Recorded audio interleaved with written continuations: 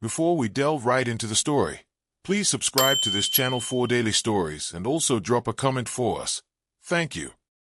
Rain skated down the marble facade of the Victoria Heights estate while Lena Okafor balanced a silver supper tray against her hip.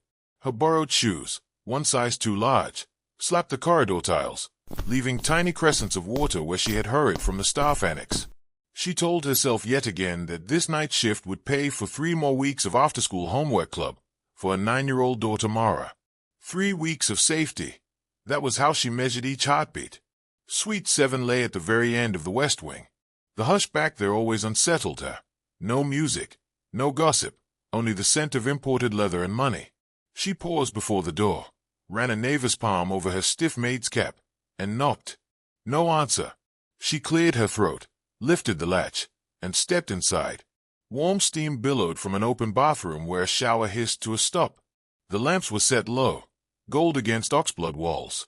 On a velvet chaise lay a half-unzipped suitcase exploding with men's clothes. Lena's first thought, wrong suite.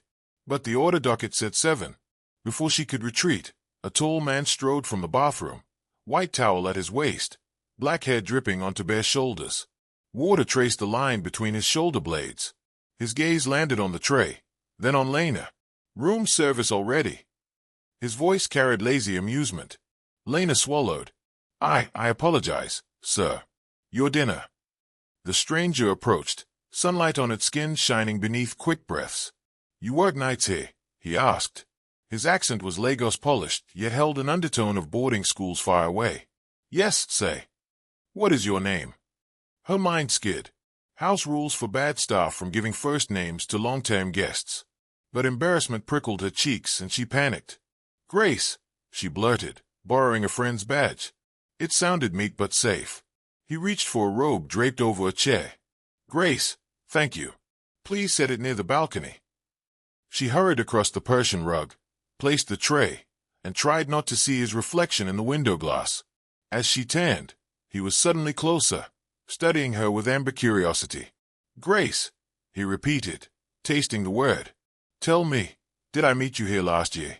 Something about you feels familiar. She lowered her lashes. No, sir. This is my first week on the estate. A lie inside a lie. His brow lifted. First week. Welcome, then. He offered a slightly crooked smile, unexpectedly boyish. I am Julian Crayton. This monstrosity, he gestured at the sprawling suite, belongs to my mother, not me. I just endure it when duty calls. Lena gave a quick curtsy born of practiced humility. Enjoy your meal, Mr. Crayton. When she reached the threshold, he called, softer, Grace. She glanced back. Thank you for stepping in even when you were unsure. A pause. Courage looks good on you. Heat flared under her skin. She fled before it settled into anything else. Out in the hallway she pressed her forehead against cool marble. Wrong room, indeed. If the head butler learned she had used a false name, she exhaled hard and hurried toward the service lift, unaware that within the suite Julian Crayton was already replaying her face in his mind like a stubborn melody. Morning split the blinds across Julian's bed, yet he remained awake from a night spent pacing. All he could picture was the maid's startled eyes, dark like wet river stones, when she realized he was not cloaked in clothing. Most women in his orbit specialized in theatrical squeals or sycophantic flattery. She had stammered, yes, but then she had lied with a flash of wit. Grace. He doubted it, and he delighted in the doubt. At breakfast Julian summoned the estate manager, Mr. Effiong, assigned the maid from last night as my daytime attendant. Effiong checked his schedule. Certainly, say. That would be Yinka. No, Julian said. Not Yinka. The one who served supper. Petite. Wore a second-hand wristwatch. Effiong frowned. That would still be Yinka, sir. She has a watch like that. Julian waved an impatient hand. Bring her anyway. When the door opened 20 minutes later, Julian's anticipation deflated. The maid before him stood nearly 6 feet tall and sported the proud gait of a part-time runway model. Her badge read Yinka. Wrong woman. He dismissed her politely, then interrogated Effiong again. But the roster listed no other maids on duty in suite service last night. Staff were rotated, faces blurred together in registers. The mysterious Grace was a ghost. Julian craved challenges the way other men craved sugar. He drafted a memo. Every evening he would request supper in Suite 7, delivered by whichever maid volunteered. He waited for the half-timid girl to reappear. 3 nights passed. Each time the corridor dug-eared its silence and fresh shoes came tapping. Juwan, then Salma, then Mercy. None were her. On the 4th night he attempted a different tactic. As Mercy withdrew, he pretended to notice the tray missing dessert. "Fetch the pastry cart, please, and ask your friend Grace to assist you." Mercy's brows knit. "We have no Grace on staff." Julian's pulse quickened. Maybe I misheard. Short woman, hair pinned with a broken clip, smile-like. Sounds like Lena. Mercy brightened, though she is off shift by 8. Lena, Julian repeated, the syllables sliding into their rightful place. In an instant the puzzle satisfied him, but obsession replaced curiosity. Julian Crayton decided he would not rest until Lena re-entered his orbit. Downstairs, Lena stared at the old repayment letter folded into her wallet. 800,000 naira plus interest for her deceased father's hospital debt. Payments missed meant threats grew.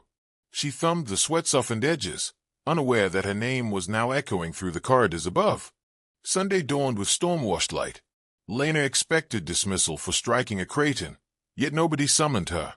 She scrubbed guest bathrooms and folded linen until late afternoon when a page boy delivered a note. Suite 7. Immediate. Her pulse jittered. She rehearsed apologies, resolved to resign with dignity. Instead, Julian greeted her with a document spread across a walnut desk. "I investigated your surname last night," he began. "It appears my family owns a medical trust that once covered your father's surgery. The balance, with interest, stands at 928,000 naira. Lena's knees buckled. That debt was suspended after he died. Suspended, not forgiven. Credit arms change hands. My mother's lawyers purchased the ledger. Julian tapped the document. They could sue. Her breath hitched. Why show me this? Because I can make it vanish. He picked up a fountain pen. One signature from the company air cancels the charge. Hope flickered, then faltered at the challenge in his eyes. What do you want in return? A debt is an obligation, Lena. Pay it however you choose. Money. Labor. He paused, then shrugged. Or kisses. The room spun. Kisses. 1 kiss each day clears 10,000 naira. 93 kisses and you are free. No more collectors. No garnish on wages. She stared at the paper as though it were a snake. This is coercion.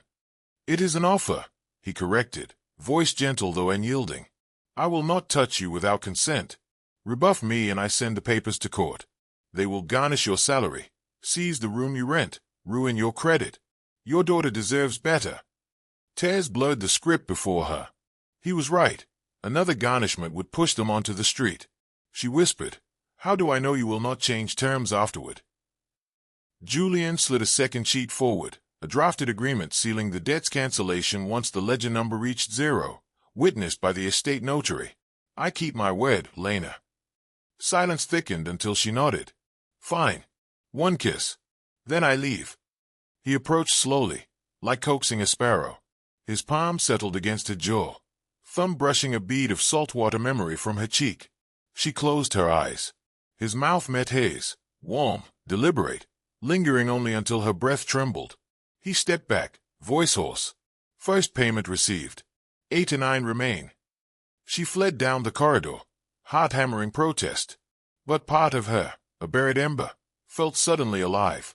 Lena rose before dawn each day, half hopeful that her new responsibility was only a fever dream. Yet the ledger on Julian's desk did not lie. Her debt was vanishing 10,000 naira at a time. 89, then 88, and by the following Saturday the scarlet number had shrunk to 73. The first morning after the agreement, Julian requested breakfast in the solarium. Lena arrived nervous, balancing a tray of eggs, vine tomatoes, and fresh plantain slices. He invited her to sit, but she remained standing. Sunlight painted geometric shadows across the tile, and the soft trill of a distant sunbed sifted through the open windows.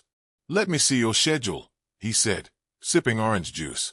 My schedule, sir. I should know when my creditor is available to pay installments. She bit back a retort. I work 6 until 4. Laundry after lunch. The evenings vary. She folded her hands so he would not notice how they trembled.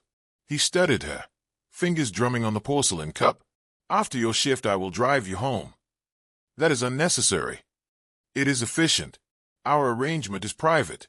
The less staff gossip the better. She bowed slightly. Trapped, I suppose. That afternoon he pulled up at the estate exit in a sleek sedan the color of tarnished pewter. Lena climbed in, cheeks burning while the gate guard raised eyebrows. Julian navigated tree-lined roads toward the city center, conversation stalling until he asked about her daughter. Her name is Mara, Lena answered. She clasped her bag as if to defend the child from any threat. She likes drawing. She wants to be an architect. Ambitious. My own hobby at that age was dismantling radios then forgetting how to rebuild them. He smiled. How old is she? 9. His gaze flicked sideways, thoughtful, but he said nothing more. When they reached her apartment block, Lena jumped out before he could open the door for her. On the curb she hesitated, then leaned in through the window. Thank you for the ride. Her voice held honest gratitude, which startled them both. She turned away quickly and hurried inside. Upstairs Mara was coloring a skyline on scrap paper. She looked up, delighted. Mama, you are early. Lena hugged her daughter tightly, inhaling the scent of crayons and laundry soap. Sometimes happiness tasted like simple survival. That evening Julian remained parked outside for a long minute after the lobby light snapped off. He told himself he was only confirming she reached her flat safely. Yet the image of Lena cradling a child in that dim stairwell haunted him through dinner and long into the night. Word spread among the household staff that Lena was suddenly exempt from certain chores. Envy fermented. One afternoon the senior laundress, Auntie Hind, cornered Lena between racks of pressed suits. You always moving around with swollen lips, Hind sneered. The young master give you sugar privileges. Lena's face heated. Mind your own tasks. Oh, I am minding them. I am while you collect private bonuses.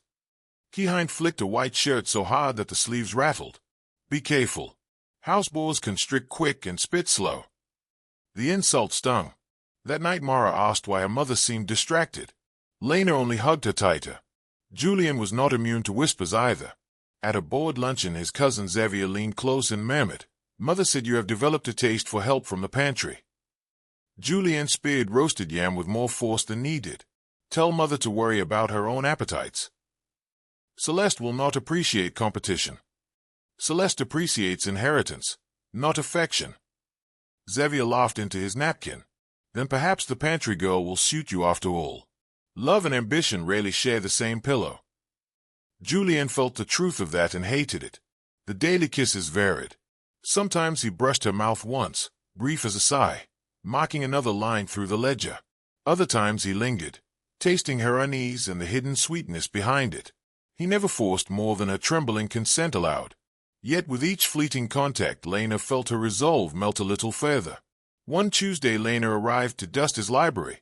She found him standing before the floor-to-ceiling window, phone pressed to his ear, shoulders rigid. I said no, he snapped. We have discussed this, Mother. Silence, then his voice again, lower. Because it is my choice. End of discussion. He ended the call and exhaled sharply, noticing her. Listening to private conversations now. I just arrived. The door was open. His expression softened. Then forgive my tone. I was arguing with a ghost who has not realized she is dead. She cocked her head. Your mother is alive. Only her lungs. Her heart circulates in numbers and agreements. He waved a hand. Enough gloom. Kiss number 70 looms. Shall we deduct it? She approached, cheeks rosy from the honesty of her desire. Their lips met gently. He tasted pineapple and peppermint. She tasted sorrow and longing. 5 more kisses and her debt would cross its halfway mark. 50% free. Yet Lena already feared what would happen when the ledger reached 0 and the excuse for their intimacy disappeared. November storms swept the coast the day Eleanor Crayton arrived. Her black motorcade rolled through iron gates like a shark into a reef, scattering lesser fish. Staff scrambled into lines, heads bowed as she emerged in a charcoal coat trimmed with mink. Rain beaded on the umbrella her valet held above her perfectly sculpted hair. Julian stood under the portico to greet her. He kissed her cheek yet felt the temperature drop by 2 degrees. "Darling," she chimed, voice smooth as oiled steel, "I trust the house remains intact in my absence." "It remains. Welcome home." Eleanor surveyed him with narrowed eyes. "You look thinner. Too many late nights." "Only the usual." She patted his cheek. "You will revive once you are married." Julian's stomach knotted. "Mother, let us discuss that later." "Oh, I intend to." Inside, maids wheeled her matching luggage upstairs. Eleanor moved toward the drawing room, shoes tapping discipline across parquet floors. "Celeste arrives tomorrow night. We shall hold a family supper Friday, so you may make the engagement official." Julian clenched his jaw. "I have not proposed." "Semantics, Julian. The families negotiated months ago. Without me. Your father was stubborn too. He learned to collaborate." Julian almost laughed at the absurd understatement. His late father had eloped with Eleanor despite both families plotting different alliances. Julian wondered if rebellion ran in the blood. Eleanor accepted sherry from a footman. "There's also the matter of a maid who has captured your interest." She sipped. "I disapprove." Julian's pulse jumped. "Who told you?" "Walls always talk, dear. They told me you dive into pools and let the staff strike you in public." She slipped. "I helped." She slapped. "Because the crowd humiliated her." Eleanor flicked invisible dust from her cuff. "Your sense of chivalry is charming, but charity has limits. Do not confuse pity with romance." He held her gaze. "I confuse nothing." Her smile thinned. "Dismiss her before Celeste arrives." "No." The single syllable cracked the air. Eleanor's eyes cooled further. "You will regret opposing me." "Perhaps." He set down his glass. "But I will not dismiss her." Eleanor waved him away. "We shall revisit this after supper." That night Lena found 2 envelopes slipped under her dormitory door.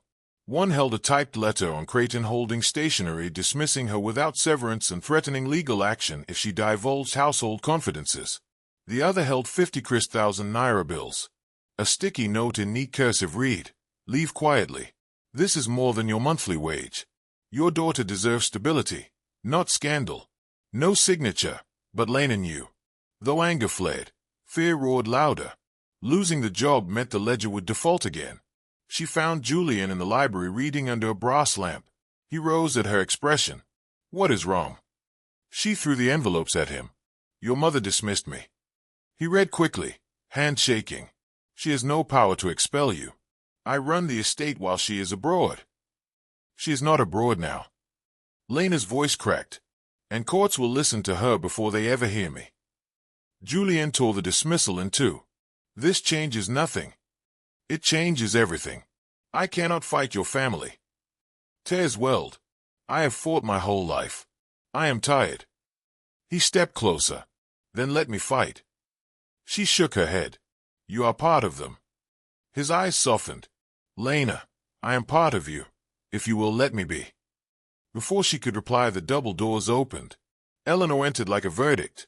"Lovely. Both together. Saves me sending another letter." She glided forward. "You will leave at once, Miss Okafor. A severance of 50,000 has been provided. Consider it mercy." Lena's fists balled. "Mercy from what exactly, madam?" "From poverty, of course. My son's interest in service staff never ends well." Julian interjected. "Mother, enough." Eleanor continued, ignoring him. "Accept the gift and dissipate, or remain and face court for outstanding debt, as well as assault." Julian barked a laugh. "Assault? She slapped me. I invited it." Eleanor arched a brow. "The law cares little for invitation." Lena's voice shook. "You would ruin a mother to save your pride." Eleanor's gaze sharpened. "A mother?" Julian stepped between them. "Leave her out of this." The matriarch studied his protectiveness and something lit behind her eyes.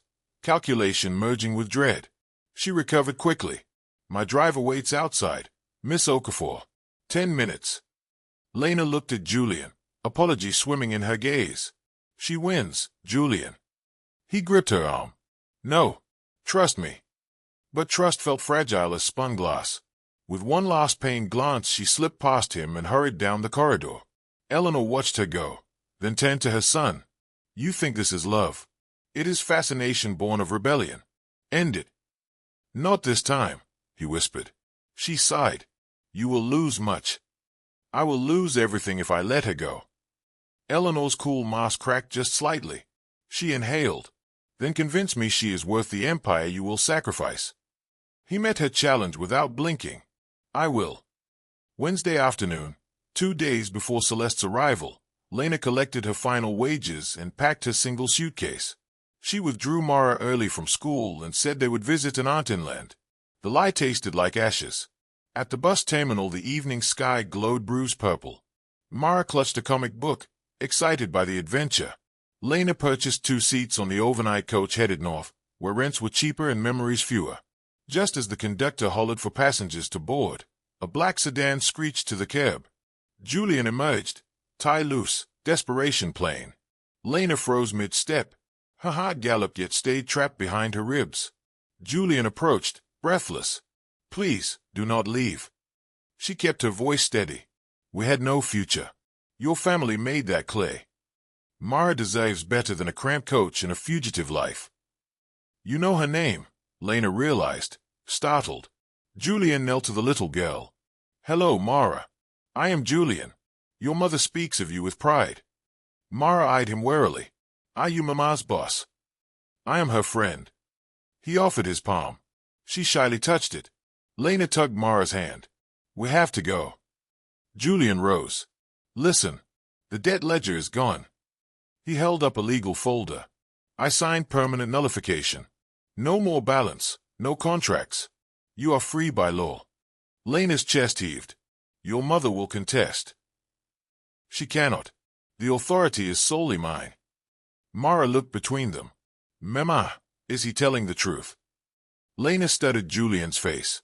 Exhaustion lined his eyes, but also unwavering honesty. She whispered, Why would you do that? Because I love you. I love Mara, and I will fight whatever war your heart demands until you believe me.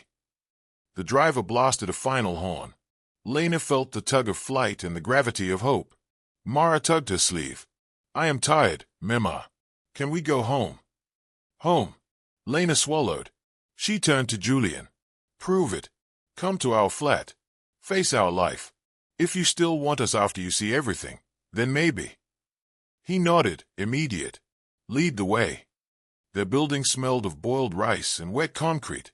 Bulbs flickered along the stairwell. Inside the small apartment, Lena's possessions fitted into 2 cupboards and a single couch. Julian took in the cracked window panes taped at the corners, the mismatched dishes, the careful neatness that masked poverty. Mara disappeared into the bedroom to finish homework. Lena crossed her arms. Well. He stepped closer until their shoes touched. I said I love you. That includes every cracked tile, every late bill, every part of your world. Nothing scares me. Tears welled. She hated herself for believing, yet wanted to drown in it. He brushed a tear with his thumb. Rapid knocks sounded at the door. Lena flinched. Julian opened it to reveal Xavier, panting. Your mother is searching half the city, Xavier said. And Celeste just landed early. You have a diplomatic dinner in 2 hours. Julian looked at Lena, apology dawning. I should go settle this now. Trust me. She exhaled. Do what you must. He squeezed her hand, then rushed out with Xavier. Back at the estate, chaos churned. Celeste prowled the foyer demanding answers for Julian's absence. Eleanor played hostess, fury simmering under cordial smiles. Julian arrived with rain in his hair and determination in his stride. Celeste advanced. You missed my welcome reception. I regret, he said, voice devoid of remorse, but unavoidable. Eleanor dismissed the guests, sensing confrontation. When the hall emptied, she faced her son. Where were you? With the woman I intend to marry. Celeste's eyes widened. Excuse me. Julian met his mother's gaze. I will propose to Lena Okafor. Celeste laughed, brittle. He is joking. Eleanor did not laugh. I warned you. You did. And I choose differently. Celeste's veneer cracked. After all our families have invested. Return the investments. I owe nothing. Eleanor raised a hand. Leave us, Celeste. The fiancé hesitated, then swept upstairs. Mother and son stood opposite like generals across a trench. Eleanor spoke first. Why her? Because she sees me beyond money. Because she challenges me. Because I feel alive in her presence. Eleanor's jaw tightened. You felt alive jumping out of airplanes at 20. Infatuation fades. Julian shook his head. This is not thrill. This is belonging. Silence lengthened. Then Eleanor sighed, weary. If you insist, you must prove alignment with our legacy. Bring her here tomorrow morning. We will discuss terms. Julian nodded. She will come. Inside, he wondered if Lena would trust such an ambush. But hope, once kindled, refused to quit. That night Mara fell asleep on the couch. Comic still clutched. Lena stood at the window listening to city traffic murmur. Her phone buzzed. Julian, meeting with my mother at 9. Will you attend? She typed, maybe. He replied instantly. I will send a car. Whatever happens, I choose you. A tear slid down her cheek. She wrote, I cannot promise what she will demand.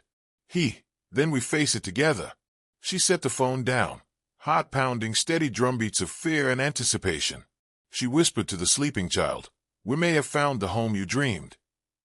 Outside, dawn tiptoed closer, carrying promises and perils alike. The morning air smelled of hibiscus and unease when Lena stepped through the wrought iron gates beside Julian. Mara held her mother's hand so tightly that her knuckles blanched. A valet hurried the sedan away while household staff watched from discreet distances, wondering why the son of the mansion escorted a maid and a child past marble columns reserved for dignitaries. Inside the drawing room Eleanor waited beneath a chandelier whose crystals threw prisms across her severe cheekbones. A notary in a charcoal suit sat at a side table, pen poised above an open register, as though this meeting were merely another transaction. Lena almost turned around, but Julian's palm pressed gentle reassurance against the small of her back. When they stopped in front of the matriarch, he introduced them without flourish. Mother, this is Lena Okafor, and this is her daughter, Mara. Eleanor offered a smile thin enough to slice bread. Welcome. Mara edged behind her mother's skate. Julian crouched so his eyes met the girl's. Remember how you showed me the city skyline you had drawn? He asked softly. Mara nodded. Would you like to see the library after this? It has books on architecture and bridges. The child's cautious excitement flickered. Eleanor observed the exchange with the scrutiny of a jeweler examining flawed gems. Shall we sit? She said. They moved to a set of antique armchairs. The notary uncapped his fountain pen. Eleanor addressed Lena first. My son claims he has nullified your debt. Very well. Money can be erased with signatures. Heritage cannot. Before I consider blessing any future between you, I require clarity regarding paternity. Julian's shoulders squared. I already told you. Mara is my daughter. Assations are fragile, Eleanor answered.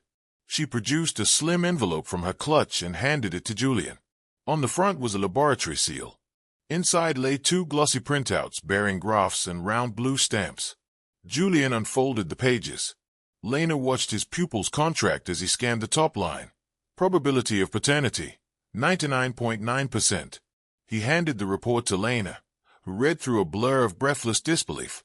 She remembered the man she had met in a dim bar almost 10 years earlier, the stranger whose kindness and laughter dissolved the weight of her father's hospital bills for one careless night. She had never caught his name. She had left before dawn, ashamed of her impulsive escape from grief. That man and Julian stood before her as the same person, yet worlds apart. Julian looked at Mara. I always wondered why I felt I knew you the moment we spoke. Mara peered at the paper. What does it mean? Julian knelt again, voice steady. It means I am your father. Silence expanded like a held breath. Mara blinked once, twice, then turned to Lena for confirmation. Tears tracked down Lena's cheeks. She nodded. Mara threw her arms around Julian's neck. He exhaled a shaky laugh and held her as though afraid to breathe too deeply and wake from a dream. Eleanor's expression cracked for the first time. She reached toward the child, halted, then lowered her hand. A storm of emotions crossed her face, regret, awe, fear, before the old mask slid back, softer now. Family is established, she said quietly. That changes the discussion. The notary cleared his throat. Madam Crayton, if you wish to draft guardianship acknowledgement, we can proceed. Julian waved him aside. Later. We need no more contracts today. Eleanor folded her gloves. Julian, you have made your point. I cannot deny my grandchild after seeing evidence. She turned to Lena. I owe you an apology for my haste and my insults. The words emerged stiffly, but they emerged. I misjudged you. That was ungenerous and unbecoming. Lena's lips parted. She had rehearsed speeches of defiance for days, yet the apology disarmed her more than any threat could. I accept, she whispered. Eleanor rose. Mara, would you like to see the rose garden? There's a fountain shaped like a ship. The girl glanced at her mother, who nodded. Mara slipped her small hand into Eleanor's gloved one.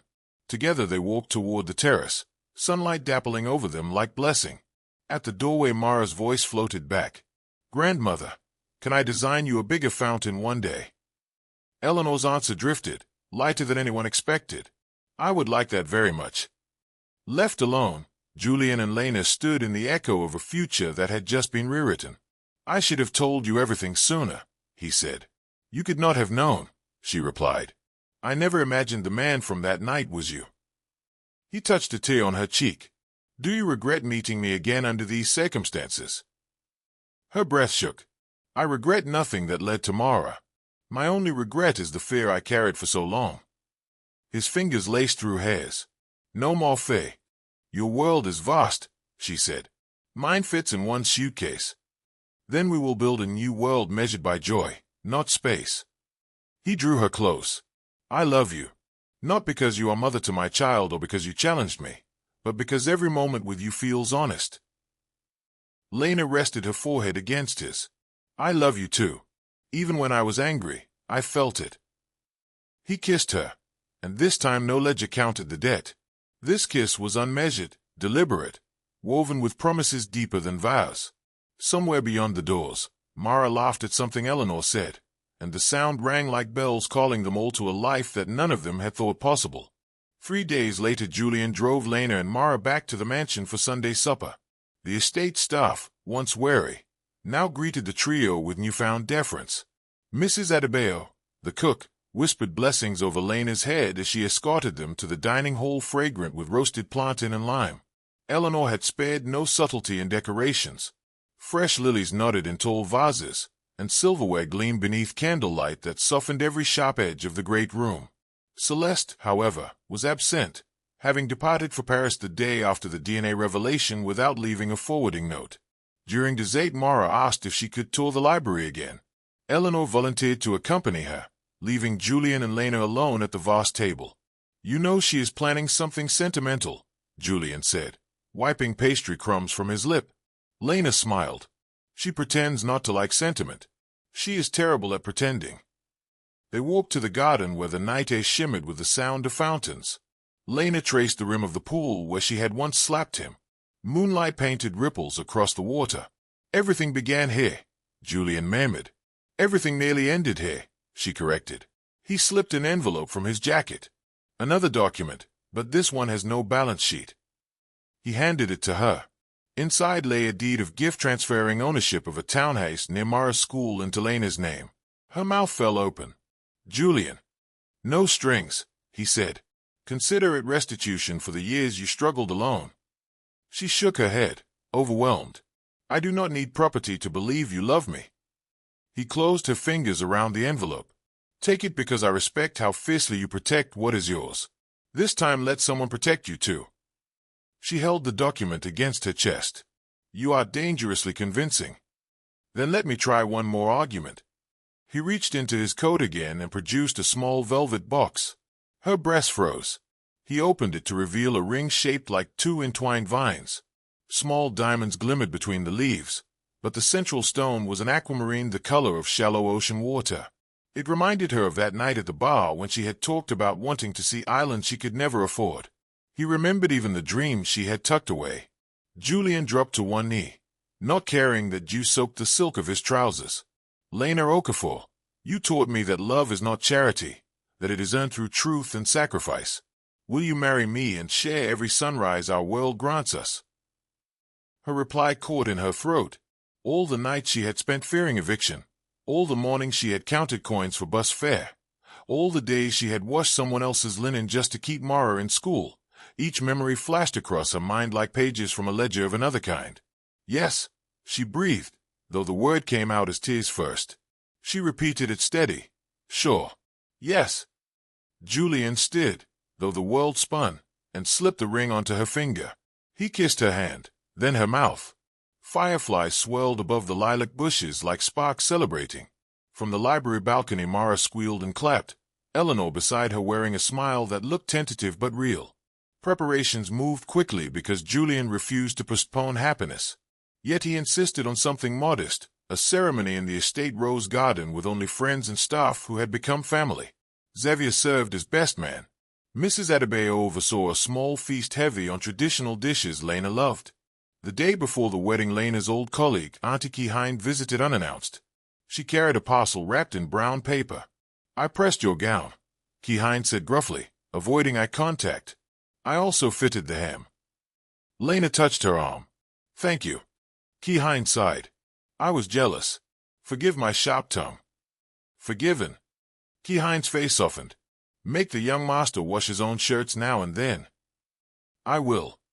They laughed together, the last of the old bitterness dissolving like sugar in tea. The morning sun breathed gold across the garden, tainting each dew-pearled rose into a brand-new jewel.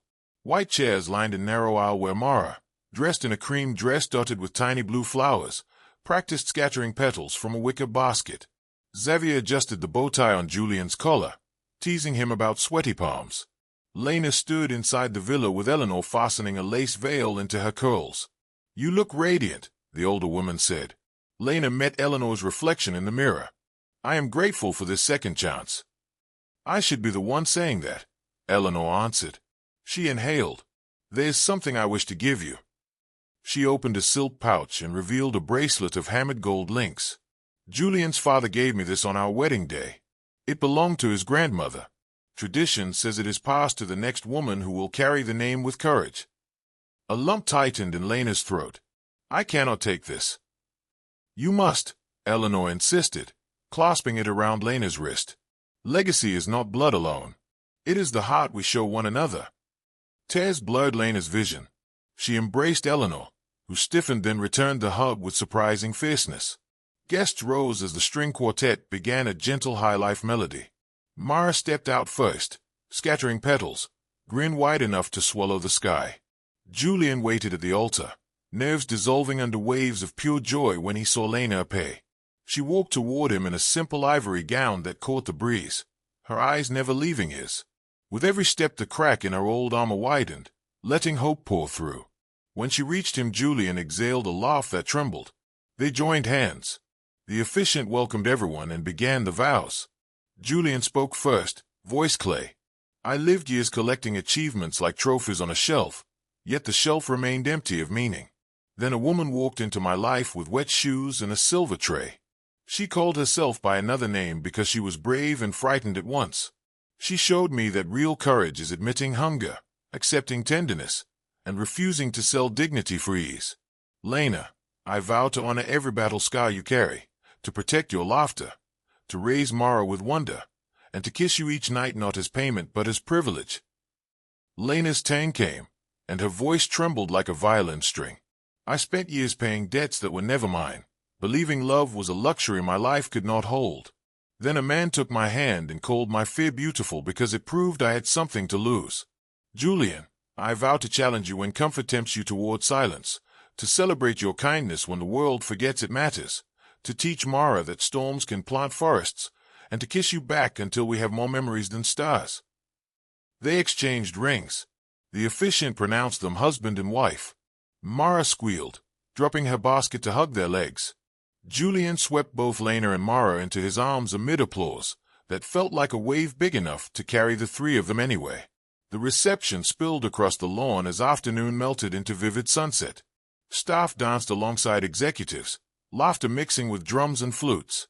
Julian surprised everyone by inviting Auntie Keyhind to lead the first traditional dance, which she did with gusto, scolding him for stepping on her toes. Later, Mara tugged Julian's sleeve. "Can we design that bigger fountain for grandmother now?" He lifted her onto his shoulders. "We will start tomorrow. I will show you how to calculate water pressure." From a nearby table Eleanor watched, smiled gentle. She turned to Lena. "You know, he never cared for mathematics until now." Lena laughed. "Children change priorities." "So can love," Eleanor agreed. As lanterns flickered on and voices rose in song, Julian and Lena slipped away to the pool where everything had begun. The surface mirrored the first stars of evening. Julian removed his shoes. "Do not tell me you plan to dive in again," Lena teased. "No," he said, taking her hand. "This time I prefer to walk beside the water on solid ground." They strolled the edge barefoot. Cicadas hummed in the hedges. Julian stopped and pointed upward. "See that brightest star? Legend says it is actually two stars orbiting so closely they look like one. Ancient sailors navigated by it because its combined light never failed." Lena leaned her head on his shoulder. "What do sailors call it?" "Promise," he answered. They stood silent, watching the star until a breeze rippled the pool and scattered the reflection into shards of light. Julian turned to her, reverence in his eyes. "We began with debt," he said. "We end with promise." "Not end," she corrected, sliding her arms around his waist. "Begin." He kissed her beneath the unblinking star, and the universe, in its quiet wisdom, agreed. Months later the townhouse buzzed with renovation. Julian sanded floorboards while Mara sketched blueprints on the walls with chalk. Lena painted a mural of islands across one bedroom, each named after milestones they had crossed to arrive here. At night they collapsed on mattresses laid on the floor, listening to the city breathe. Julian would recount the moment he first saw Lena outside the wrong room. Mara would demand again the story of how two stars guided old sailors home. Lena would describe a future where debts belonged only to the past and kisses measured infinite tomorrows. Beyond their windows traffic lights blinked, street vendors haggled, and somewhere far out at sea the twin star promise burned on, steady and bright, reminding anyone who looked up that mistaken doors can open into the right life, that courage sometimes was a maid's cap, and that love, when it finally finds its name, never again answers to anything less. Please don't forget to subscribe, like, comment your thoughts and share our channel with your friends. See you in the next story. From your favorite stories.